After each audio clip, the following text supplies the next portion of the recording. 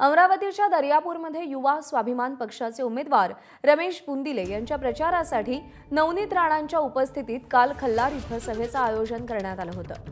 रात्री प्रचार सभा आटोपल्यानंतर नवनीत राणा घरी परतत असताना एका गटाने नवनीत राणा यांच्यावर हल्ल्याचा प्रयत्न केला।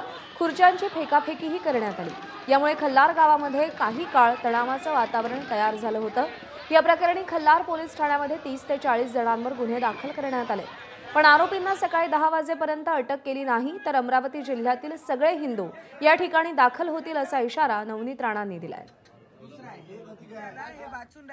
खूप शांततेने आम्ही आमचा प्रचार करत होतो, पण भाषण करत असताना स्टेजवर जेव्हा मी उभी होती तर तिथून घाणेरडे इशारे करत होते आणि मी खूप शांततेने माझा भाषण निपटवण्याचा मी प्रयत्न करत होती।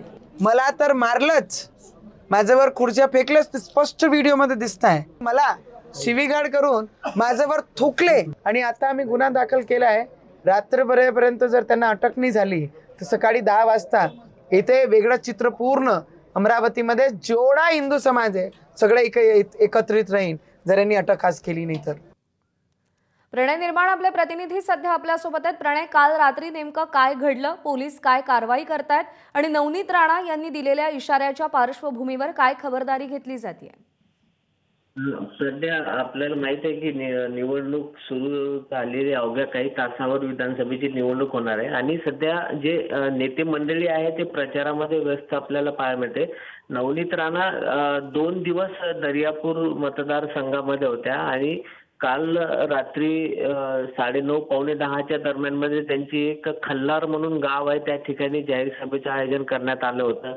रमेश बुंदिले ते उमेदवार आहे युवा स्वाभिमान पार्टीचे, जे भाजपमधून बंडखोरी केलेली आहे, ते स्वतः होते। परंतु सभा झाल्याच्या नंतर जेव्हा नवनीत राणा आपल्या वाहनाकडे जात होते तेव्हा काही दुसरा गट त्या ठिकाणी आला आणि अक्षरशः नारेबाजी केली, इशारे केले।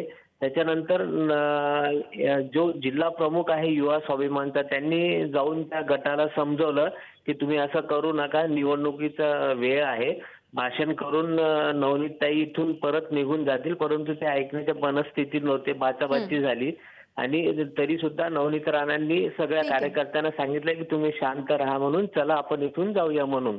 पण तरी सुद्धा त्या गटाने चक्क खुर्च्या फेकून मारल्या। जे अंगरक्षक आहे त्या अंगरक्षक होते, त्यामुळे ते नवनीत राणा थोडक्यात बचवल्या। बरोबर आहे। आणि या पार्श्वभूमीवर आता पोलीस नेमकी काय कारवाई करतात आणि कशी खबरदारी घेतात, अमरावतीमध्ये काय परिस्थिती राहते याकडे लक्ष असेल। प्रणय, अपडेट जाणून घेत राहू। सध्या धन्यवाद दिलेल्या माहितीसाठी। एबीपी माझा, उघडा डोळे बघा नीट।